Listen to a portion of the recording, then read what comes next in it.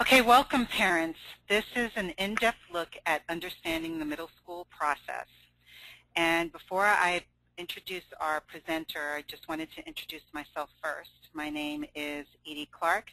I'm a parent member of the school leadership team and PTA at PS 233.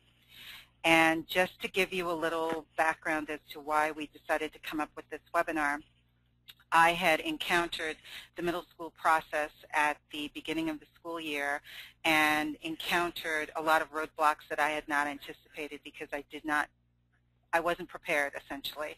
And I realized from my experience that there were probably more parents out there than I knew that were also going to be inundated with all of the information that is going to come forth in October of your child's 5th grade year, and that I wanted to make those parents a little bit more prepared for this process. So we came up with the idea to put together a webinar and partnered up with InsideSchools.org and decided that this would be the best way to disseminate this information to our parents. Our presenter is Jackie Wayans, who is the assignment editor and on-camera voice for Inside Schools. She offers workshops and advice for parents on school choice. She is an author of the New York City Best Public Schools Guide and has visited more than 250 schools within the New York City area. Most importantly, she is a mother to 3 public school children. She's a Bronx resident and serves on the Community Education Council for District 10 in the year 2009-2010 school year. So welcome, Jackie. Thank you for taking the time to participate in this webinar, and take it away. Oh, thank you. It's my pleasure. I love doing this in person. I think it's even better that we can use technology to make it a little easier for parents who already have busy schedules and long days.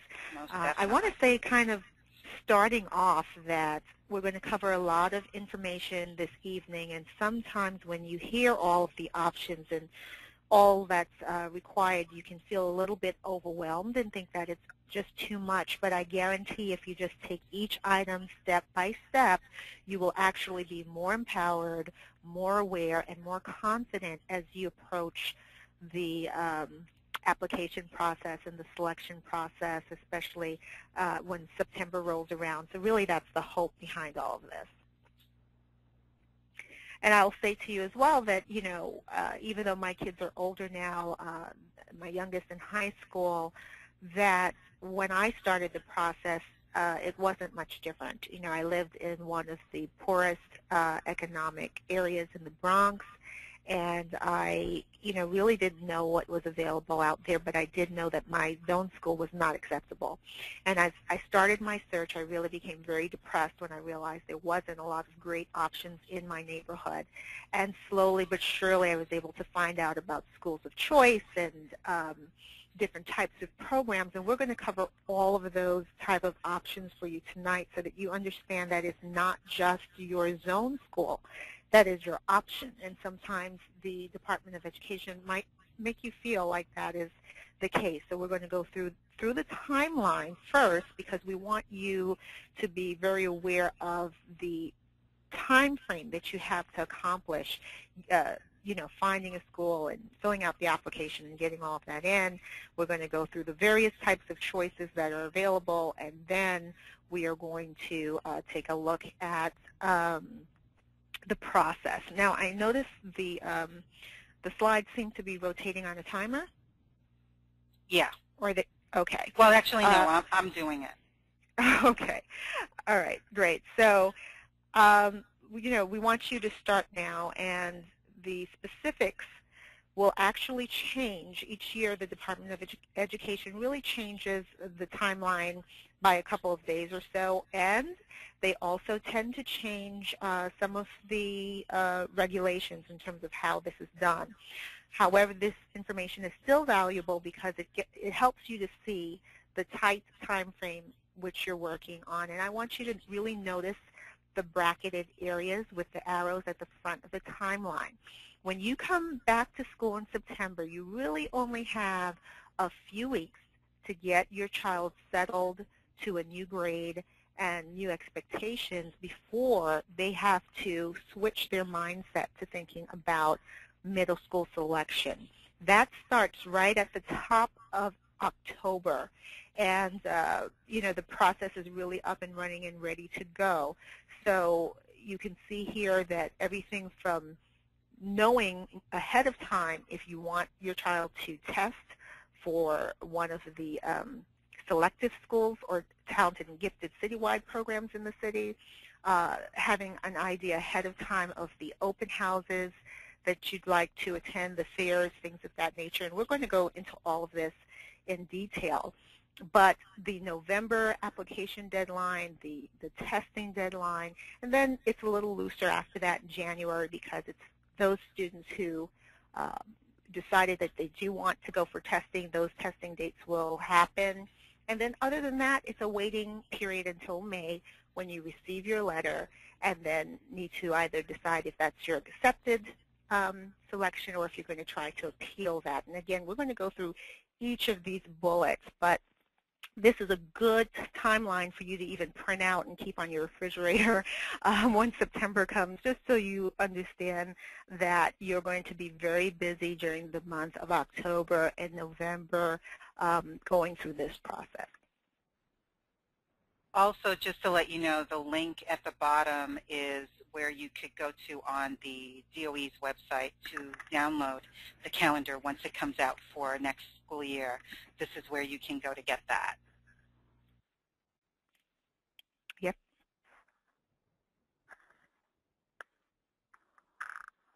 Okay, and here is an example of the middle school directories that are going to be available to you, and they really should be available to you at the beginning of September. Some districts are proficient at getting them out to parents, while others are not. So one of the things you want to make sure of is if by the end of September, definitely the first week of October, you haven't received the middle school directory, you want to go to your guidance counselor and find out what's going on. If they don't know, go to your enrollment center because it's to your benefit to have that as early as possible so you can start combing through and looking at some things. We're going to give you tips as to how to start searching now and throughout the summer, but it's really important for you not to delay in terms of getting this directory into your hands.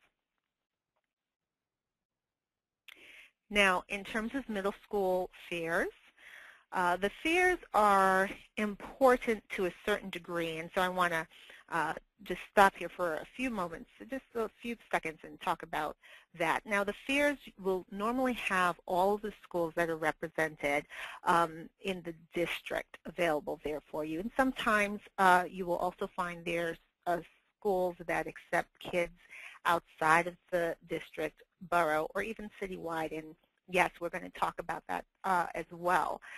The fairs can seem overwhelming, so one of the things that I suggest to parents is that you do your homework before you get to the fairs, that you have an idea of which are the schools that you want to see and target while you're there. Otherwise, you just kind of pick up pamphlets from everyone and you come home with all of this stuff and you still feel overwhelmed. So if you have an idea going in what you're looking for, it will really help the process. And that means you have to have a conversation with your child first. You have to take a good look at what their learning style is, whether they need a very structured environment, whether or not they need a more relaxed atmosphere, an artistic atmosphere. Do they need selective, gifted, and talented? You want to think about all those things and talk with them. Are they open to an all-boys school or an all-girls school? Really have the conversation.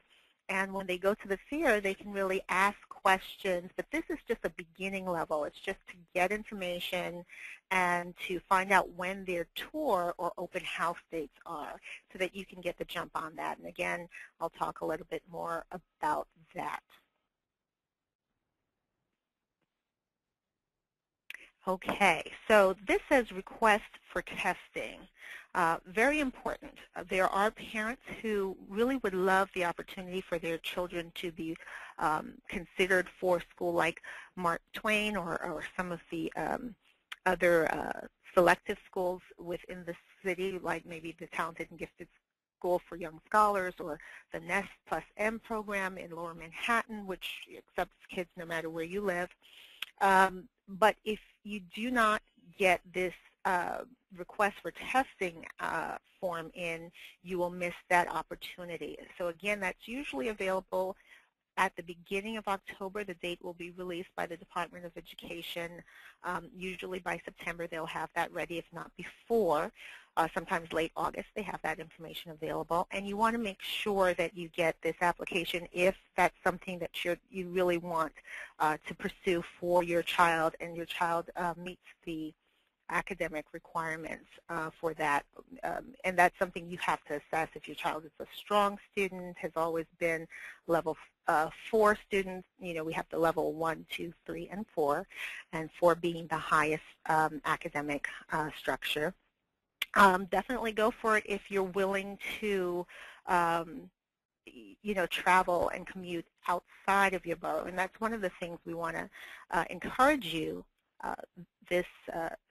during this webinar, is that you don't have to go to your neighborhood school. And I might say that more than once, but I do want to let you know that there are options available. You definitely do not have to go to your neighborhood school. So pay attention to the deadlines that are available, and you want to make sure that you're on task with that.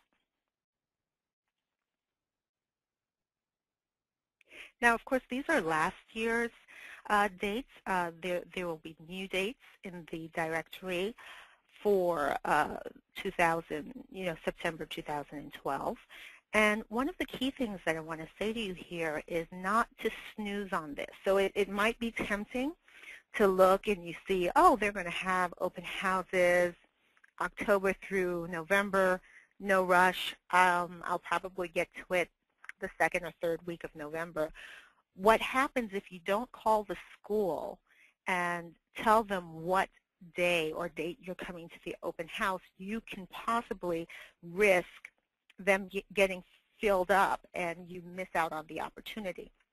So to be clear, I've had schools, especially the more competitive schools, where parents call the week of or a couple of days before, and they're completely booked up for the tour. They cannot take more parents. Tours especially, because they can only accommodate a certain amount of parents and students in the school building during the day while class is in session. So you want to make sure that when you get your directory and you see the open house date and times, you select where you'd like to go or the schools you'd like to go and call them right away. Some schools have an open policy and they don't even need to take your name and number, but other schools do. So please, please, by all means, don't waste time where that's concerned. Now, this is something that is terribly important. When you hand in your application for testing, you are supposed to be generated a receipt. And that's something you must hold on to. When it comes to the Department of Education, you really have to keep very good records of everything that you do. And it will only help you if something goes wrong later on. You can have proof, positive, of when you handed it in, what you requested, and it's available to you.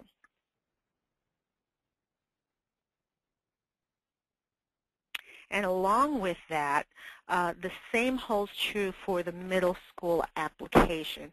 Let me explain this just a little bit. When you fill out the application, before you hand it in, please, please, please do a couple of things.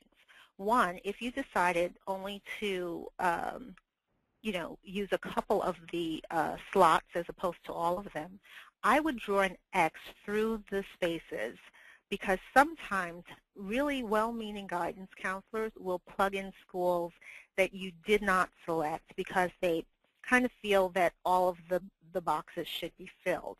Not every guidance counselor will do that. Of course, that's not something they should do. But sometimes, and it has been done. So I usually say just cross out the spaces so there's no opportunity for anyone to plug anything in. Sometimes children will do it because maybe you didn't want them to go to the school that all of their children, all of their friends are going to, right? And they really want to. So after you've signed off, they might plug in a school. So just block that off. And then the other thing to consider is to make your own copy of that. You want to make your own copy, again, to have records of what order you put it in and what schools were listed, because everything is computerized, and computers, they do make mistakes. People make mistakes even as they're entering information into the computer. So please make your own copy. And this is another area as well that the guidance counselor is supposed to provide a receipt for you. Usually takes about 2 weeks maximum after they've entered the application information into the system. So that's very important for you to make sure you have copies of everything.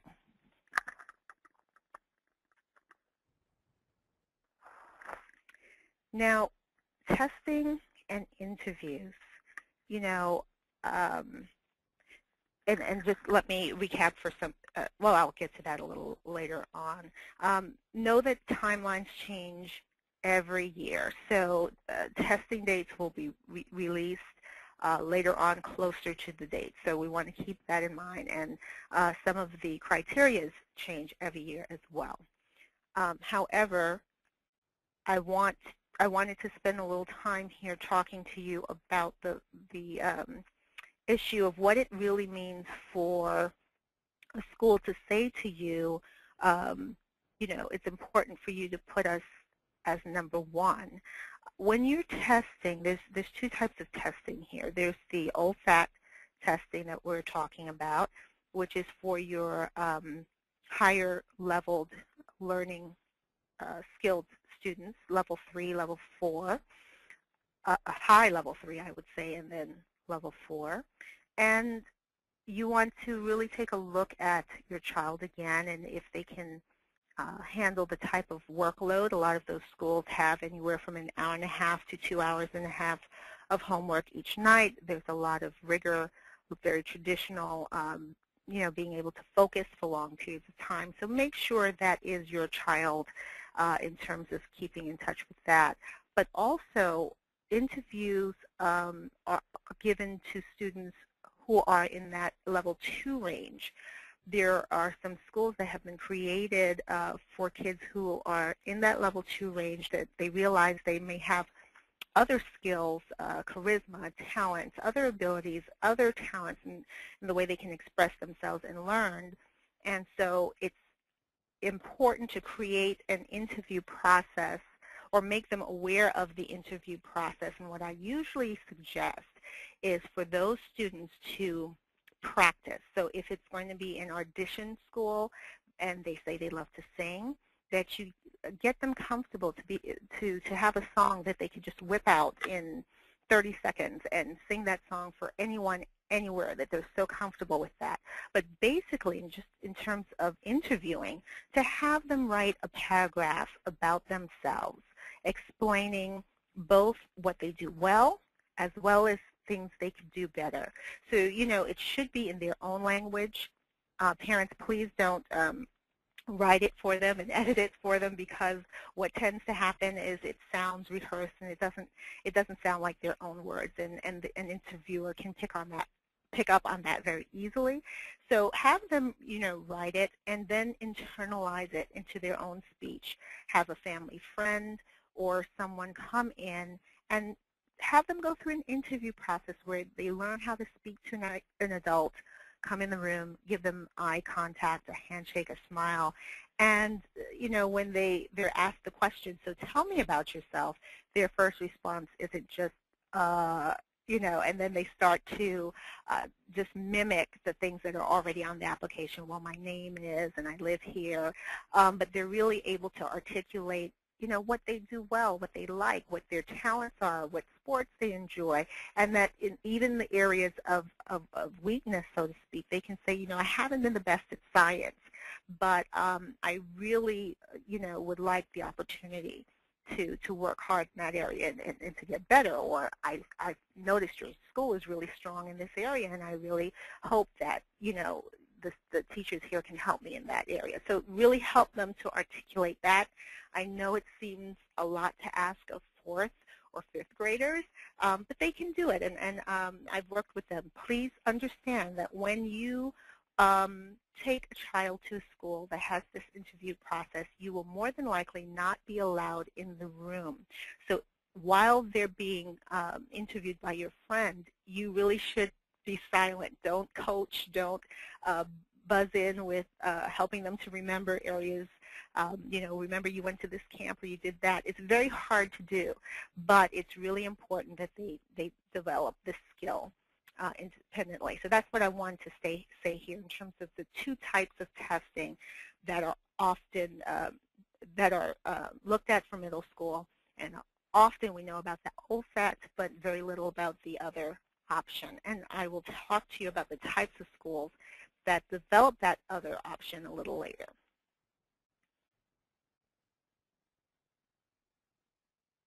Now, after the test is taken, the OSAT's given in January, really there's just silence until May rolls around.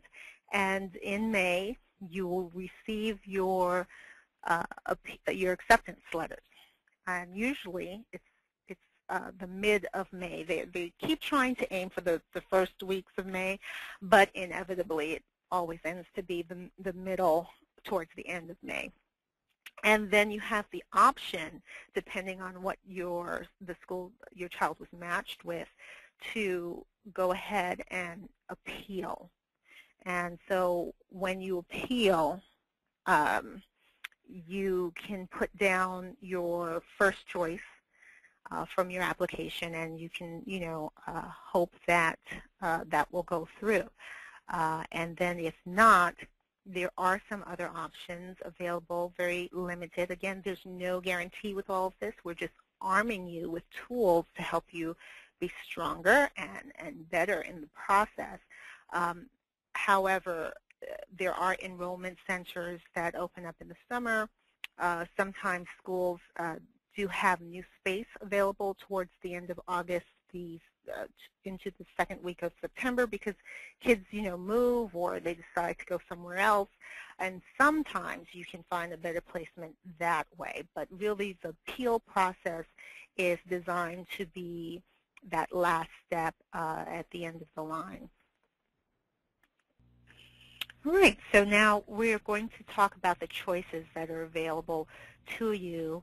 And New York City has one of the largest school systems, definitely, in the nation. And I don't think most of us in the city even realize how diverse it is. And so you're about to find out.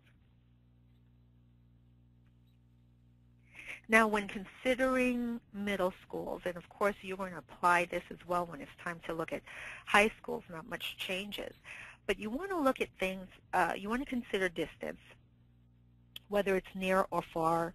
You want to consider whether it's a small or large school. To give you an idea in terms of small or large, a middle school in New York City on average could be as large as 1,000 students or 1,200 students. There are some that are larger than that. And then the small middle school is anywhere from 200 to 500 students. And I found that usually kids who were at very small, intimate elementary schools have difficulty phasing into schools that have over 1,000 students in them. Again, you want to go with what's comfortable for your child. Some students love the idea of being in a place with a lot of students. Usually the schools with a higher enrollment also have a higher variety of the types of sports and after schools and things like that that's available to them. So again, you want to weigh those things. Most of us know about the selective schools, or what the directory will call screened schools. schools you need to test into. But I want to start with the basics and then move up and expose you to some other options that are also available in the city. So zone schools. We all think we know about zone schools, but I just want to clarify something.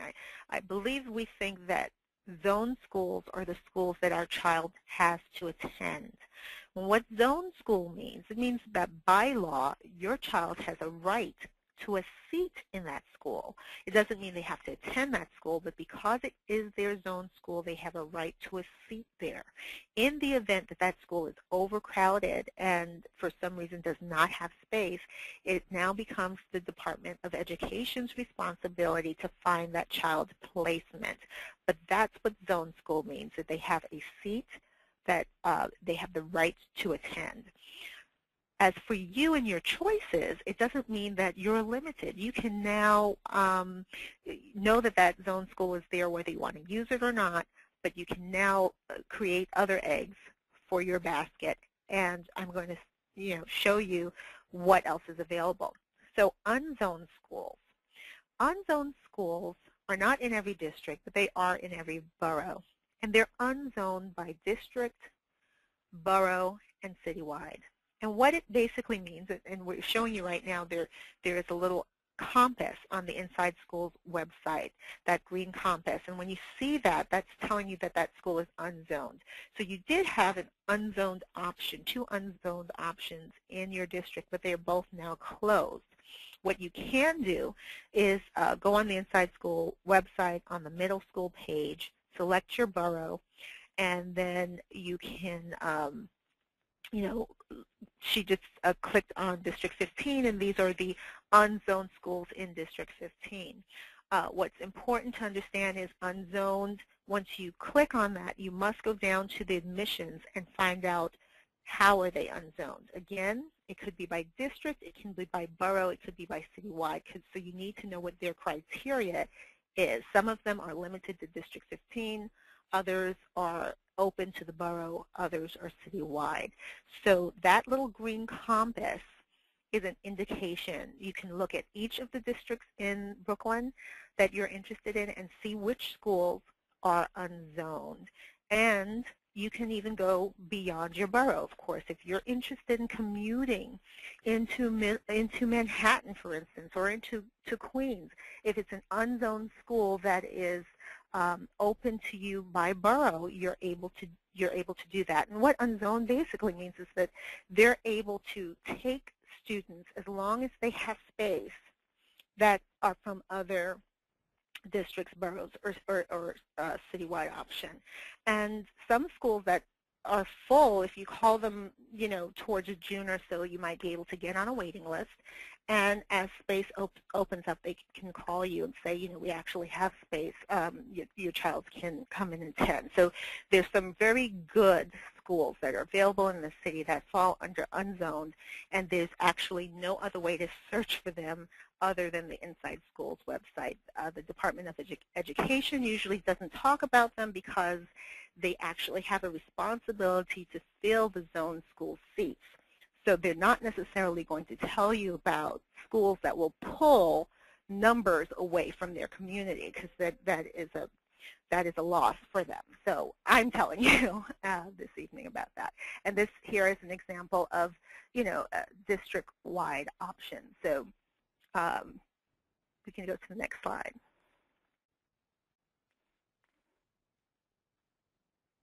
And then here are some borough-wide options. Now, I just want to say that when the city when the DOE does the directory, they mix together the different choices that I'm talking to you about. So there's zoned, there wouldn't be zoned on this list, but under unzoned, they would have some of the selective schools that you have to test for.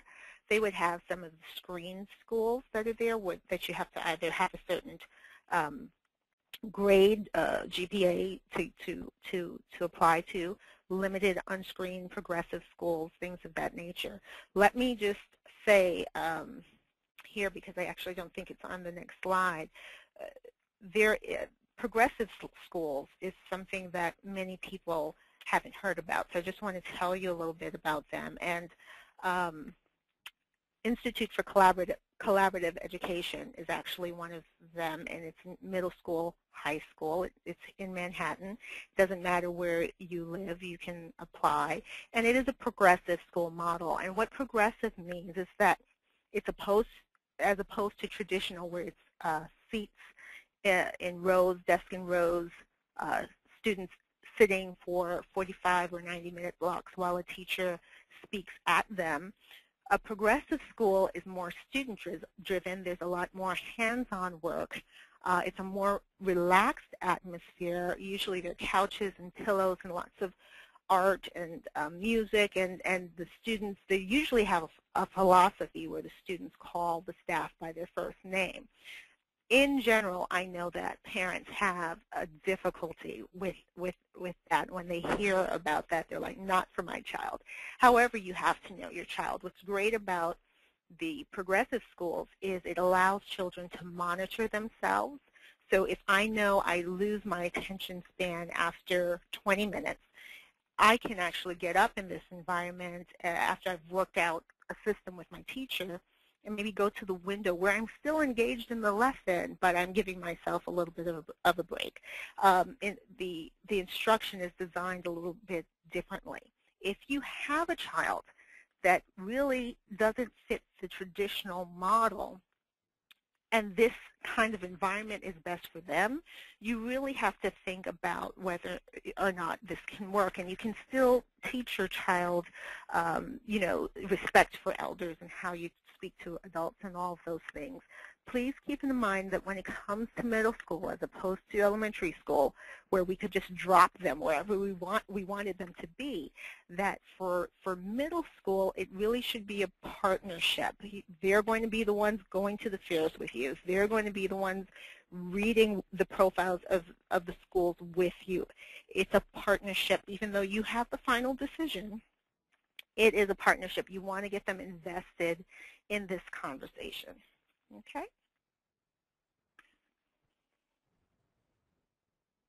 And again, we have here the citywide options. And under citywide, you can see the third school down is the Institute for Collaborative Education that I was mentioning to you. And as opposed to a school like Nest, which is one of the city's 6 gifted and talented citywide schools, you really want to make sure that your child is a good fit.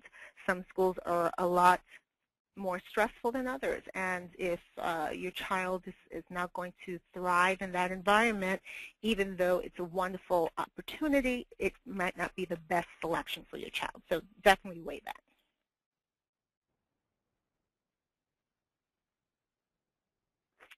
So here's an example of, what I was talking to you about. So for the middle school directory here, you see zoned and you see screened. Now, under screened, we have Business and Community Relations Academy. And we see here that an essay writing sample is a part of the criteria. It's absolutely important for you to look at the details of the criteria and review of test scores. So this is something that's very important to this school. If you look at the Astral program all the way at the bottom, it's test-based placement. And they're very clear in terms of what they need. I want to stop here and just backtrack a little bit and make sure that everyone understands 4th grade is what's going to be assessed here. They're going to be looking at 4th grade attendance, 4th grade report card, 4th grade standardized tests in reading and math. That's what's going to be looked at, not the work in 5th grade. It's too late. It doesn't get back on time. So it's the 4th grade year that's going to be assessed. So you really want to make sure that you're aware of that, and that when you are putting schools on your application in selection, that you actually meet the requirements that they're asking for. And I will definitely go through that again as we talk about the process.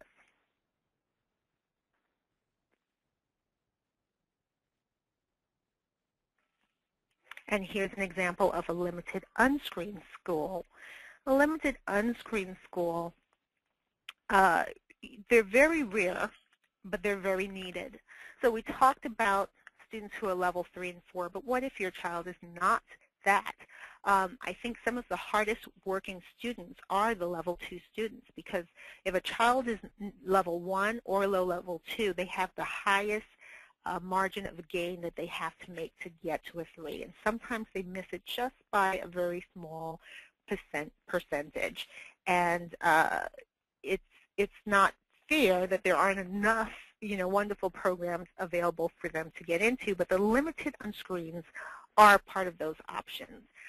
They're usually not based on testing, but rather on what the child's abilities are. So earlier I was saying if your child is very charismatic, or they have a talent, or the interview process, that's what these schools are, the limited unscreened schools. Priority to students who demonstrate interest in singing is here. So again, you have that child. I've had it happen so many times that I meet a young person. What do you want to do? I want to sing. I said, okay, sing something for me. And in that moment, they just absolutely freeze, and they're not able to give something. So these schools are very important. Now, one of the things I want to draw your attention to is there are only 64 seats in that entering grade that are available, and they get up to 818 applications.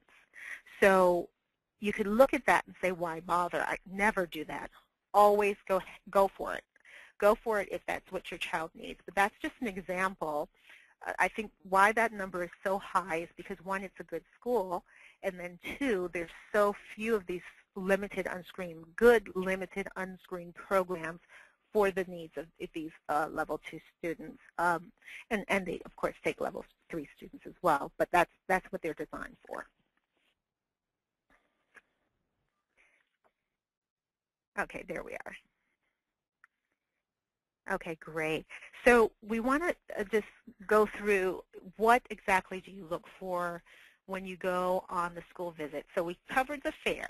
The fair is just preliminary.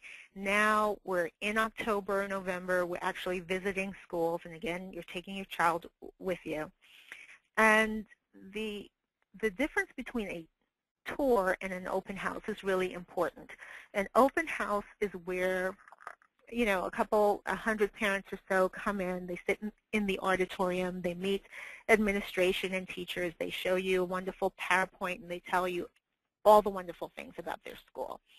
And maybe you might be able to get a little sense of the feel of the school. Are there metal detectors? What the bulletin boards look like. However, you're not going to see much more than that on an open house.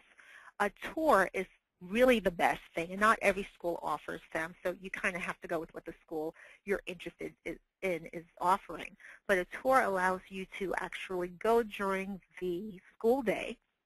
You walk through the corridors while the classes are in session. You go into some of the classrooms, and you can actually see instruction.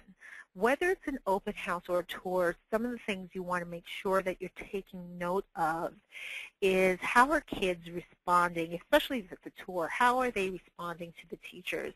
Are they alert? Are they engaged? Are some of the kids looking really bored at their tests? And I'm not talking about one or two, because that's always normal. But in general, what's the feel of the classroom? Do you find that when you walk into the school, as opposed to elementary school that's filled with all kinds of art and kids' work and colorful displays, is this environment now very drab, boring, and no sign of creativity? Because that's a very hard adjustment for a sixth grader to make. You want to listen carefully to the principal. Is he or she just using jargon? Just speaking to you in a very principal-like manner, or are they really relating to you, answering the questions that are being asked directly, as opposed to something that's very general and doesn't give you an answer? You want to pay attention to how you're received by the school's main office. When you call to book the open house or the tour, listen to how you're spoken to, how you're received. I will tell you, in my experience, what I know for sure is that the main office reflects the principal. If the principal has a closed door policy to parents, the office will reflect that. If the principal is open and loves to have parent input, the main office will reflect that. So an example is you walk into the office and no one responds to you for 5 minutes. That's an example of what you can expect to happen. So take note of all of these things. In terms of the bulletin board, you want to make sure that the work is individual and creative, that not each piece looks exactly the same. That means instead of actual learning, there's a lot of shadowing and kind of follow the leader type of work happening there. You want to find out if your child has an IEP. This is your time to find out what this school offers. Is it collaborative team teaching? Is it resource room or pull out, push in? What do they do? How do they handle and support kids with special ed? And I find over and over that parents do not speak up during this time and really ask those tough questions of the administration, because there's a little bit of embarrassment, or you think that if they see you, they'll remember your face or they'll remember your name and your child won't get in. Not the case. They're speaking to hundreds of people. They're not going to remember you. This is the opportunity to ask your questions, because you want to make sure that your child's in a place where they're going to be serviced properly and that care is there. That also applies to your child in the spectrum of levels, right? If your child is level 1, 2, 3, or 4, and they're in the classroom, how is the teacher, what does the school have in place that they're going to be able to now teach to the needs of all of the students? That you want to make sure that your level 4 student is getting what they need to be pushed, and that the level 1 or 2 student is getting what they need to be pushed, that it's not just teaching to the middle and everyone else fall by the wayside. So these are important questions to ask. You want to find out about discipline. How do they handle that? Don't ask open-ended questions. I'm sorry, do ask open-ended questions. You don't want to ask a question that's just yes or no answer, that they could get away with that. You want to have a more general question, open-ended question, so that you can find out exactly, have them explain what they mean. And you want to ask questions that are not on their website, not on Inside School's website, not in the directory. Do your homework first so that you can go in and ask the really, tough questions. Most schools don't have libraries that are active for students for various reasons. Maybe, there's no budget for a librarian, things of that nature. So classroom libraries are very important, and you want to make sure they have a lot of rich, wonderful material from fantasy to fiction, not just textbooks. So those are some things to look for. And Inside Schools also has 2 wonderful video clips that help you to know what to look for when you go on school visits. So I would really encourage you to take a look at that as well.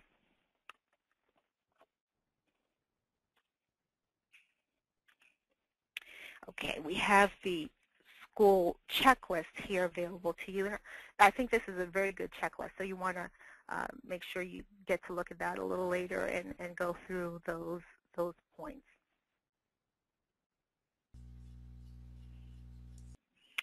All right, so what we're going to do is we're going to continue talking about the process, and I think this is a very important part of all of this, is to understand how everything works and what we need to do.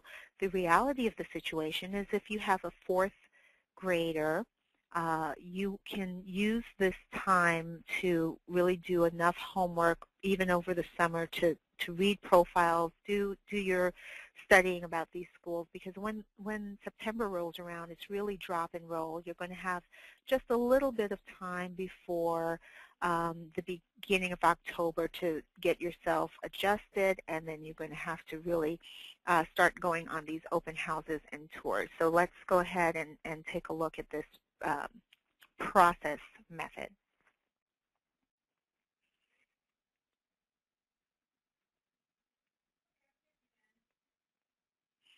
So understanding the school description, as I mentioned earlier, there are various types of schools, but when we're looking at the school description here, what we're really talking about is how the school defines themselves and how they define what type of student they're looking for. This is very important.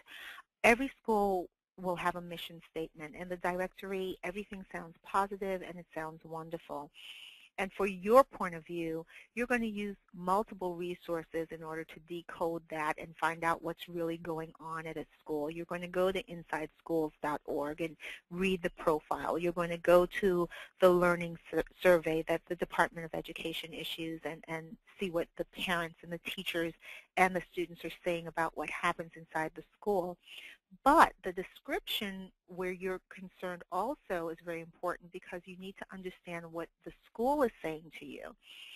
If they're saying to you, we're only accepting students who have this number on their test scores, or are a level 4 or a level 3, or they have to audition, or they have to interview, and you don't do any of those things, or your child doesn't meet any of those criteria, then you're actually wasting a pick. And I want to clarify that a little more.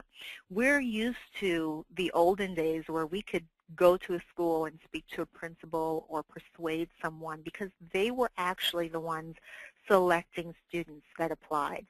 It's not a person anymore. It's a computer that's doing the choosing. And so the computer is not personally, the school is not personally denying your child. It is a computer that is going through the process. And if your child was supposed to come in for an audition or supposed to come in for the open house and did not do that and they didn't sign their name, then there's no way that they're going to get on the matching process. So it's very important for multiple reasons to look at the description that the school is giving, because what the school is doing in their description is saying to you, this is the type of child we can service here. And when we look at it any other way, we can put our child in an environment that's not going to be the best for them. And we want to make sure that the schools are selective, that we select the school based on what's best for that child. And so here's a page from the middle school directory, and as you can see here, there's everything from, how many students are enrolled to, what was their progress report grade, to basic information of where they're located. It gets a little bit more detailed. Under eligibility, we can see that this is a zoned program, but they also have a magnet and G&T. So you want to make sure your child is eligible. In some of these schools, there is a special program code for the magnet and G&T program. You want to make sure that you indicate that, because there are times that parents will just put down the general school code and miss the code for the special program. So you want to make sure that you very specifically do that. So the descriptions are varied on these schools, and it's our responsibility to read them, but please understand that they are a little generic and they are very positive. And so if you want to get a fuller view of the school and what they have to offer, you want to go beyond their website. You want to get on Inside Schools. You want to go and do deeper work at the Department of Education website and look at their progress report and things of that nature. We can go to the next slide.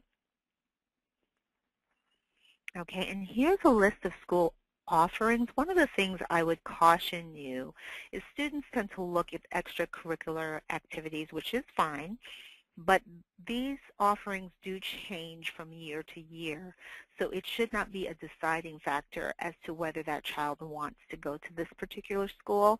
And you can also put that down on your open house or your tour question list to make sure that when you are there, you're able to ask, will you still have your Double Dutch team this coming year? Because sometimes schools lose funding, and things that were there before are not available now. So those are good ways of finding key questions that you can ask when you go on your tour. Next slide.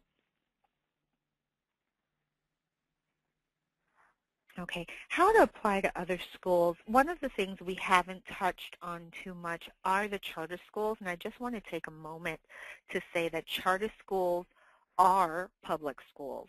The main difference is that charter schools are run by the state and not by the city. Therefore, they can get their teachers from anywhere in the United States, and they can pull their curriculum from anywhere. Charter schools drive their own curriculum and program. However, they do not have money for facilities, and that is why you see a number of charter schools pushing into public school places, and I shouldn't say pushing in because really it's the Department of Education who has been making that push for them to share facilities with public schools. But their funding drives curriculum. It does not drive a space for them to actually be housed. One of the things I want you to be very careful about in doing your homework for charter schools is that they are not all created equal, and they're very good at their own propaganda. They do a lot of, they have a lot of money to go to advertising and commercials, and everything looks wonderful, but you have to be prepared to ask the hard questions when you get to that open house or that tour. Have them back up their claims. They have to be able to show you their tracking method and how kids are improving from year to year. They need to be able to tell you what do they do with students who are low performing or struggling. Many cases you have charter schools who actually nudge or encourage students who are struggling to leave. In a very polite way, they might just insinuate that, you know, maybe this is not the best placement for you. You might want to try somewhere else. But I always tell parents to take a look at their discipline style. Are they so structured that if your child drops a pencil on the floor, they're going to go to the dean's office? Do they have music and art? What's their after school? You know, all these things are very important. So make sure you ask very strong questions. And again, the special ed question is very important when dealing with charter schools. What I would say the key to looking at charter schools is there's certain models that are very strong and they're consistent. They've been here for decades. So even if it's a new school opening up, if it is a part of that model, you can trust it. And I said something similar regarding the small high school. So KIPP Academy has been a strong charter school in New York City, starting with the original in the Bronx, and now they're replicating it throughout Harlem and some other boroughs. So when you see KIPP Academy, even though it's a new school, you can trust that it's going to be a strong model. However, I caution you to really try to aim after charter schools that have been around for 5 years or more, because a charter school will be closed down in 5 years if they do not meet their benchmarks, if they don't reach their goals. And those kids will be displaced and not have a place to go, and all that hard work that you did to try to keep your child out of the zone school would be for naught, because that's exactly where they'll end up if that's the case. So zone schools can be wonderful, but you have to choose them wisely. Understand that they are lottery schools, so there's no guarantee. If the name is pulled and your child is accepted and there are younger siblings, they can be adopted in years to come. When they apply, they would have preference into the school. So that is a plus regarding charter schools. There are mom and pop charter schools who are the original charter schools that were designed to meet the needs of the community. And there are also a new type of network charter schools that's popping up that's almost like replicating McDonald's or a fast food chain. So you really want to be careful about the environment that you're placing your child in. Just because it's charter doesn't mean that it is the best model for you. I also wanted to step back a little bit before I recap and talk about a few things, just try to clarify a little bit what a school means when they say to you, you have to put us as your first choice in order for your child to attend this school. It sounds as if the school is saying, if you put us first, your child will be accepted, which is not what they're saying. What they're saying is it's so competitive. There's so many applications per seats available that they don't go past a first round pick for their school. When the first round is done, they have completed filling those seats. And so basically what they're saying to you is that the opportunity won't be there for around 2 or around 3 where their school is concerned. So that's very important for you to understand the language and what they're actually trying to say to you in that moment. I would say, unless you really are passionate about that school, even if they say that to you, I would not put them first unless that is where you or your child definitely want to go. If there's always pressure, you might see that a school has 800 applications to 25 seats and say, why should I even bother? Yes, bother. Go for it. It can't hurt. The worst that can happen is that they say no. But if it's a school you're not excited about, the child is not excited about, and they say you have to put them number 1, don't do it. It's a waste of your option. You really don't want to go by the conventional standard of everyone else and what other people are saying is a good school. You have to know what you want, what are your values, what's good for your family. Again, the things we discussed earlier, near or small, near or far, big or small, all of those things are really important. I also mentioned gifted and talented earlier. And I didn't mention to you the transportation issue.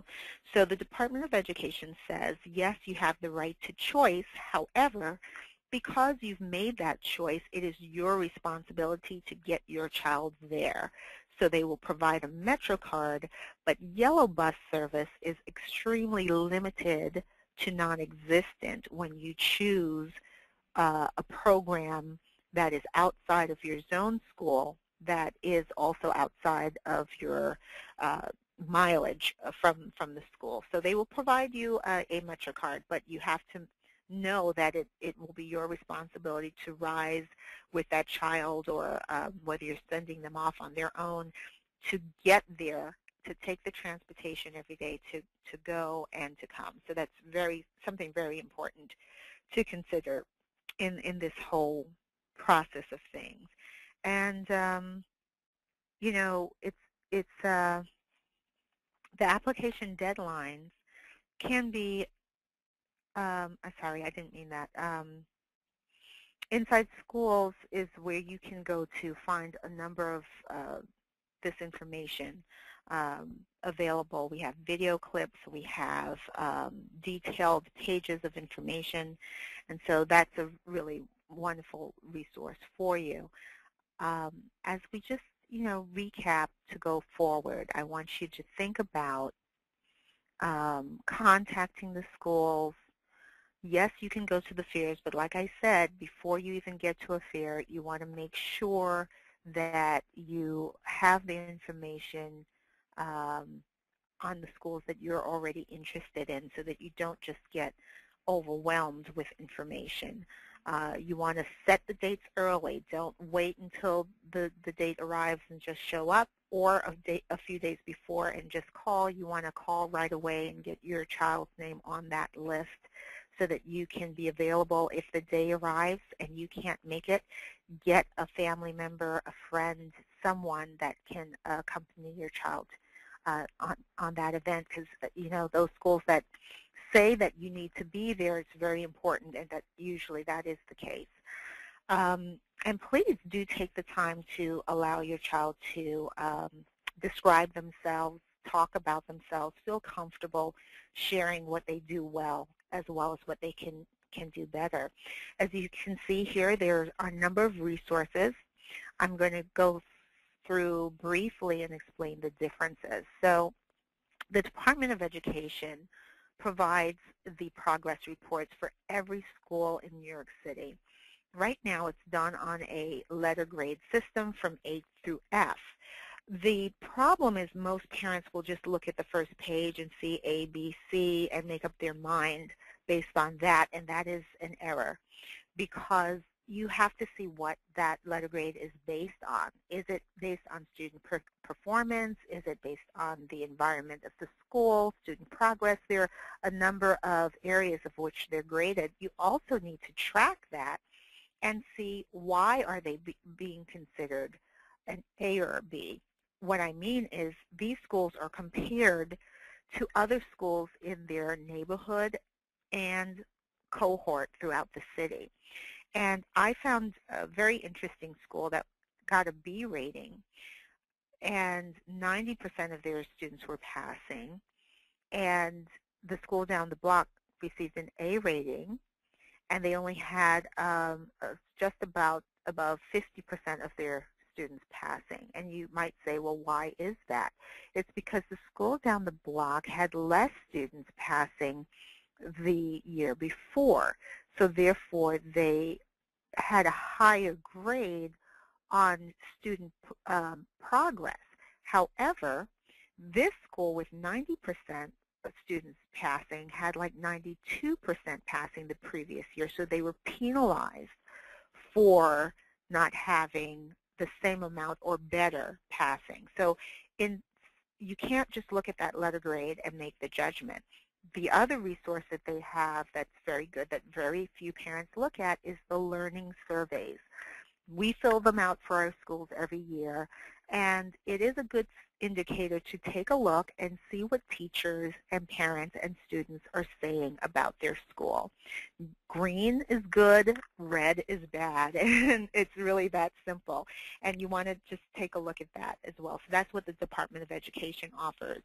School Book is very new. It's run by the New York Times, and they have really good data. So if you're into statistics, if you want to know about region scores and who's passing at what rates, that's one of the things they do well. The other thing they do well is because they have a large reporting staff, they can give you up-to-the-minute news on what's happening at a school. So if there was, problem with the principal, or if there was a union walkout, that information would be available, and you would be able to read up the latest on what's happening with those particular schools. Inside Schools is the only website here that is interactive. So once you go into the school that you're interested in, all of that data from the Department of Education is right at the top, and then you have what's special and downside, and every school in New York City has a what's special and downside. We don't care if you're the school that no one ever heard of or if you're Stuyvesant. Every school has something that they're doing well and something that they could be doing a lot better. And so under that, we have the profile. The profile is the day that one of our reporters spent in the school going to classes, speaking with the principal, speaking with students, and we write that experience up for you, so you get a little bit of a snapshot. Speaking of snapshot, we've also started doing slideshows for schools so that you can at least see what the outside of the building looks like, and for the ones we've updated in the past year, you will see a full slideshow, which really helps you to get a visual on the school. Then underneath that, there's a section for comments, and these comments are by parents, by teachers, by students. I also say to take the comments with a grain of salt, and what that means is you want to generalize it. So if the majority of the comments are good and there's one rogue comment there, you might want to just cast that aside. However, if you notice there's a theme to the comments, that issue might be a problem at the school. So we had a school years ago who had pages and pages of comments, and the reason why is that there was a problem with how administration was dealing with the parents, and the parents felt very alienated. And that came out, even though it was an excellent school, it came out in the comments that this was a problem at this particular school. And so you can get a sense of what's working and what might be an issue. So Inside Schools is excellent for that one. And then gradeschools.net, once you have your list of schools, let's say 3 or 5, you can plug them into greatschools.net and they will actually do a comparison, a side-by-side comparison, whether it's by distance or whatever criteria is important to you. So these are wonderful resources, all of them, to use on top of the directory. And you can go as deep as you'd like. You can, just look at Inside Schools if you want. You could do all of them. But the key is don't just trust the directory, because as I said earlier, every school sounds wonderful. So you have to dig a little bit and find out what's really going on. And I think that's it. You have my contact information. I'm available. You can email me questions. You can call. I will be out of the office for the 4th of July week, but I return on the 9th. And I look forward to hearing from you. We always would love feedback to know if we can do this again, whether on another subject or if there's certain details you'd like us to cover. So I really thank you for listening and for your participation tonight.